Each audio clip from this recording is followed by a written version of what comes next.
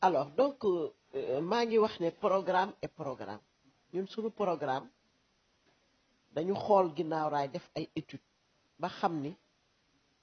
ñi fi dëkk ban façon population moo fi nekk def benn étude au préalable xam identifier les besoins et les urgences urgence su ginnaaw raay mooy tàqalikoo ndoxu foos ak ndoxu taw donc imposer canalisation c'est une urgence bien vrai que canalisation du compétence transférée assainissement wante ci suñuy pexe ak ci suñuy relation dinañ fexe ba assainissement boobu jeex ndax président Wade tàmbali woon na ko ñu fexe ba assainissement boobu egg bu assainissement boobu eggee ñu teg suñuy pavage parce que boo assainiree te pavé woo suuf bi day dugg ci canal yi fatt ko donc teg assainissement bi ak pavage bi ñooy ànd mooy deuxième point bi troisième point bi mooy renforcement de l'éclairage public et de la sécurité maanaam làmp yi ñu yokk ko fexe ba ndaw ñi sécurité bi ci dëkk bi même bu ñu amee ay jeunes yu renforcer yenn point yu stratégique comme pont yi ñu am ay jeunes yu fay nekk mairie bi di leen fay par weer déjà loolu dina créer ay emploi parce que maire yi dañuy jóg ak paay ay 6 heures du matin di dem ci marché yi te léeg-léeg dañ leen di dogaale kon il faut ñu renforcer seen sécurité après dinañ tabax école primaire bu bees bu dem ba collège ndax benn école la fi am depuis 2 ans maire mi ngi koy jéem a eggale mais mënu koo eggale moom nee naa du inaugurer dara moom mënul inaugurer dara mais ñun bu ñu ñëwee dinañ ko eggale parce que c'est un projet de PACASEN suñu paree ci eggale bi tabaxaat beneen pour renforcer parce que école bi xale yi benn classe ay 70 élèves loolu xale yi nu ñuy réussir dinañ renforcer waat beneen école bi dem ba CM nga xam ni ñi am entrée en sixième dinañ mën a des ci commune bi ba keroog ñuy mën a def bac bi ci des mooy la jeunesse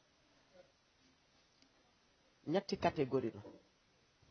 am nañu jàng ba pare am diplôme stage sax mënuñu ko am ñooñu dinañ leen identifier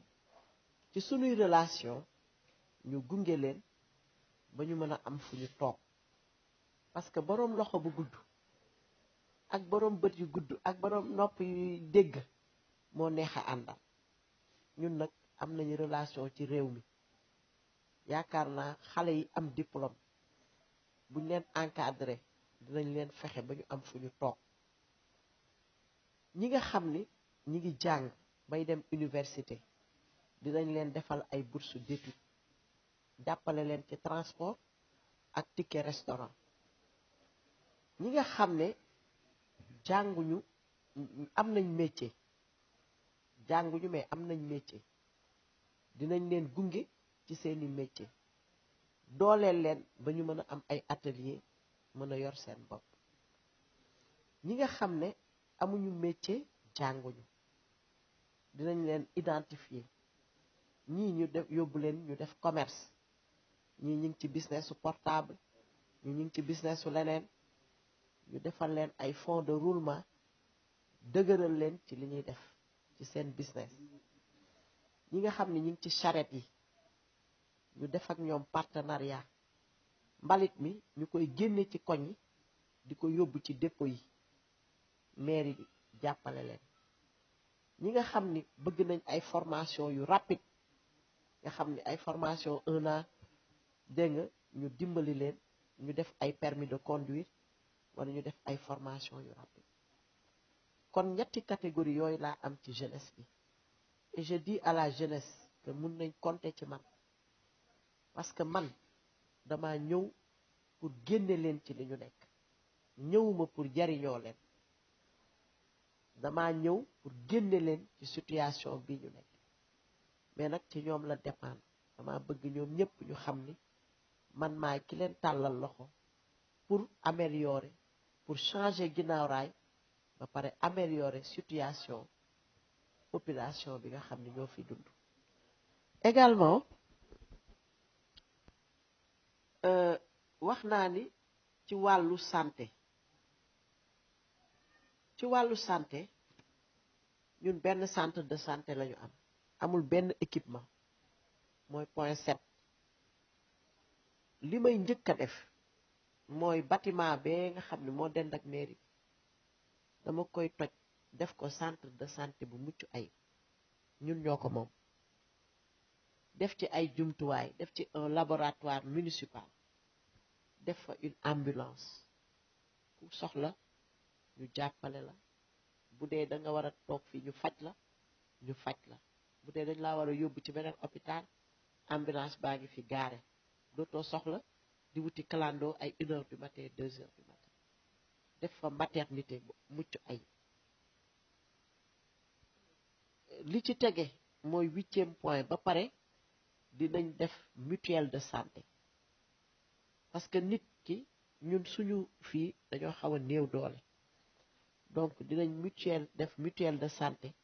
ba faj mi dina yomb ci ñoom waxuma day gratuit mais ñoom bu ñu defee juróom fukk ñun ñu def juróom fukk su ko defee ñu xaajaloo ko kon boo doon fay ñaari junni doo fay ñaari junni ngay fay pour faju kon loolu yëpp dinañ ko développer wax naa sànq ni dinaa def un fonds social pour jàppale ñi gën a néew doole ak itam jàppale mag ñi da ngay gis ko dem ba nekk mag retraité wala liggéeyatoo amagoo doom buy liggéey pour soutenir la fonds boobu loolu moo koy tax a jóg toppatoo ñi gën a sonn fexe ba ñu génne ci coono boobu mais aussi jàppale les personnes âgées ci seeni wér-gi-yaram ak ci seeni gafaka également fonds boobu dinaa ko utiliser aussi pour la bourse de maternité Sénégal ba mu daj man kese maa ci am programme boobu la bourse de maternité jigéenu Sénégal ñoom ñëpp dañuy liggéey presque rawatina fii ginnaaw raay da ngay gis tey ku mucc tey ji am doom tey 10 jours laa la may mu dellu marché bu demul marché ah kër ga dina doy waar parce que ñooy wut dépense man nag dama conscient de cette situation je suis consciente de la situation de toutes les femmes du Sénégal mais notamment des femmes de ginnaaw raay moo tax ma ne leen tey ku ci mucc on a un programme ak les imams dinañ jox imam dañ leen di jox ay portable ak crédit kuy dem di tuddi doom bi da ngay woo mairie bi la mairie va se déplacer pour dem enregistrer xale bi ci instant bi su ko enregistrer ba pare jël enveloppe bu 50 000 mooy la bourse de maternité dàmpe ko jigéen bi pour mu toog dalal xelam ba pare daal di dalal yaramam kooku c'est révolutionnaire c'est vraiment pour améliorer la santé maternelle et infantile pour jigéen ñi mën a dal bi ci tege mooy programme de développement des infrastructures culturelles et sportives ak subvention des ASC et des écuries de lutte maanaam am nañu ay ñun bariwuñu espace mais Gorée dinaa ko aménager quartier Gorée defar ko def fa terrain de basket def fa ay jardin defar ko ba mu baax mais également dinañ def ay subventions pour les ASC les associations sportives et culturelles képp ku nekk ci art bi mairie bi dina jox subvention képp ku nekk ci sport bi ku mën a doon muy football muy basket muy handball muy judo muy boxe mairie bi di nga am subvention chaque année ci mairie bi également dinañ xool écurie de lutte yépp ñu fexe ñu am fu ñuy entraîner def fi salle boo xam ni day am tout le matériel qu'il faut ba nga xam ni dootuñu jéggaani entraînement mais également les écuries de lutte yi nga xam ni am nañ seeni kayit yépp dinañ leen subventionner chaque année ba nga xam ni dinañ leen mën a suivre également programme également dinañ améliorer environnement. Allez-y, vous avez des questions? waaw waaw waaw may ma eggale rek ma liir ko dinañ améliorer environnement dégg nga cadre de vie bi def ay reboisement def ay jardin public dinañ def programme de modernisation des daara et des lieux de culte revaloriser également le foncier de la commune nga xam ne dafa bari litige lu commune bi moom dinañ ko xam lu commune bi moom tamit dinañ ko exploiter mu dellu ci commune bi développer la coopération décentralisée et internationale ñun suñu commune amuñu benn commune ci àddina bi bu mu lënkaloo loolu defet la kon dinañ lënkale ginnaaw raay ak communes yi nekk ci réew mi ak communes yi nekk bitim réew parce que bari naa ay xarit yu nekk bitim réew nekk ay maire loolu c'est important également programme d'appui aux ménages durant les fêtes religieuses wax naa ko Tabaski Ramadan Korité Carême Noël etc. Programme de formation et de financement des jeunes et des femmes lii mooy fukki point ak juróom-benn yi nga xam ne ñun moom la ñu proposé askan bi te point yépp am nañ moyens yuñ ko defee dinañ réaménager d'abord budget bi parce que budget bi niñ koy tëggee chaque at baaxul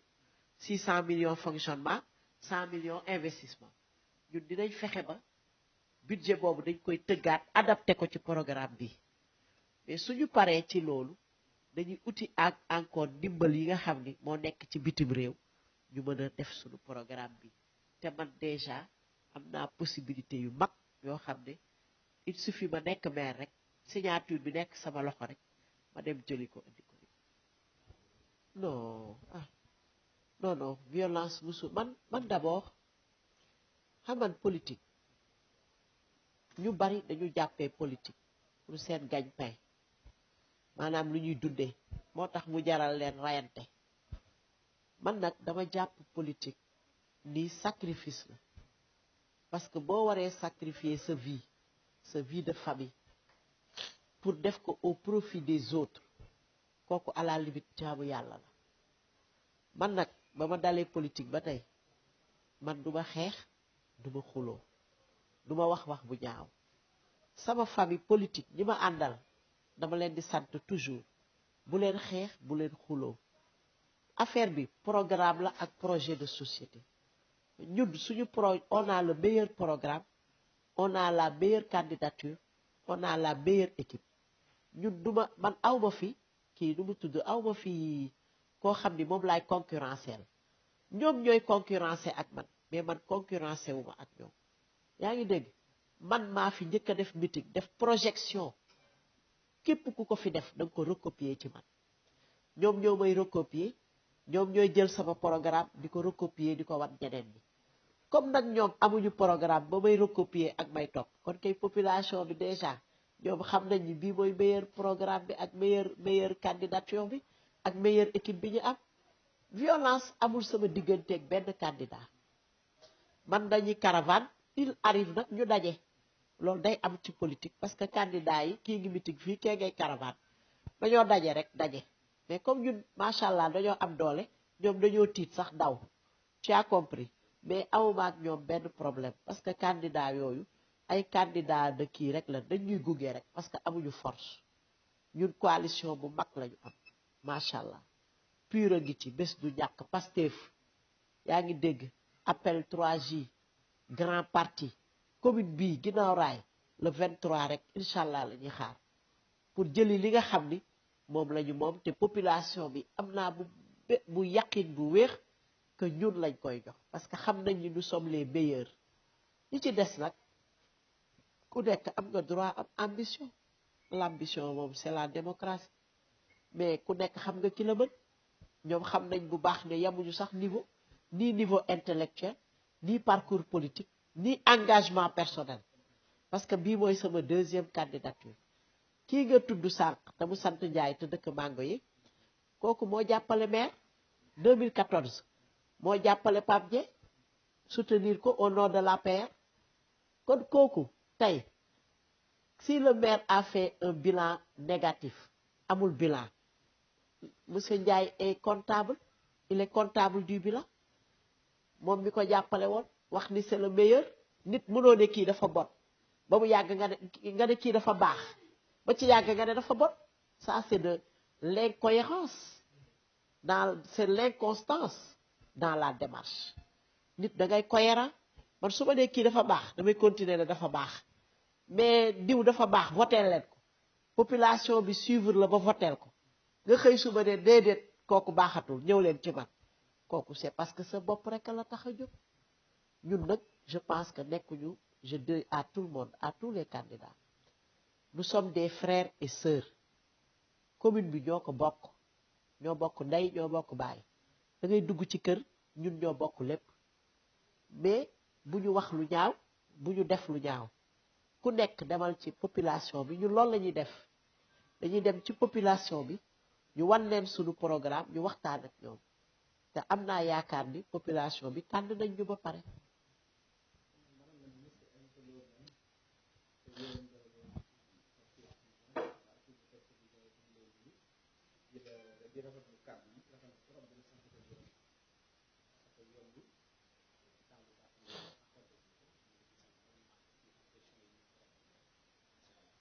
man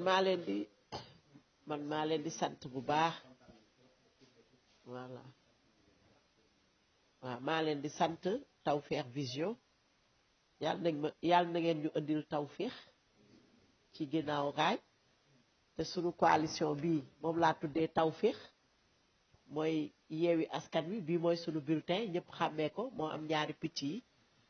donc bii mooy indi jàmm ci ginnaaw raay mooy indi salaam mooy indi xéewal mooy indi tawféex te ma jiite ko yéen itam maa ngi leen di gërëm maa ngi leen di sant di ñaan yàlla itam seen liggéey yàlla na ko yàlla barkeel ndax yéen a ngi jouer un grand rôle ci li nga xam ni moom la ñuy def di ko wane ci àddina bi di ko wane ci Sénégal ak àddina bi yëpp voilà. Bon, il faut nga préciser ci. lii nii mooy suñu spécimen képp ku xam ni bëgg nga ma voteel wala nga voteel Ousmane Sonko wala nga voteel PUR mooy sëñ Moustapha Sy mooy sëñ Mansour Sy Djamil mooy Malick Gakou bu grand parti képp koo xam ni tànn nga leader yooyu tànn nga projet bii ma la wax programme bi nga wax ak waa parti démocratique sénégalais le président de la section Mamadou Ba ñun la àndal toute la section du PDS ñun la àndal képp koo xam ni bëgg nga PDS bëgg nga lii bii mooy sunu bulletin mooy Yewwi Askan Wi moo am ñaari picc yi am couleur bi rouge bi nii ñu bind ci Yewwi Askan Wi waaw bii mooy bulletin bu baax bi bii mooy indi jàmm ji ci ginnaaw raay bii mooy indi développement bi ci ginnaaw raay bii mooy indi ndox mi tàqalikoog ñun foos yeeg yépp tàqalikoog ñun bii mooy indi xale yi jàng dans de bonnes conditions bii mooy indi la jeunesse mu nekk une jeunesse consciente une jeunesse boo xam ne du nekk fardeau au développement mais day nekk benn atout parce que la jeunesse est un atout pour le développement mais yow yaay xam noo koy utiliser ak noo leen di encadrer ba ñu jouer un grand rôle dans le développement économique et social de notre pays bii mooy indi santé ci dëkk bi bii mooy indi xéewal ci dëkk bi kon maa ngi ñaan ñëpp ñu voté Yewwi Askan Wi le 23 janvier incha allah bu ngoon jotee ma jox leen rendez-vous fii ñu fêter la victoire de Yewwi Askan Wi merci beaucoup.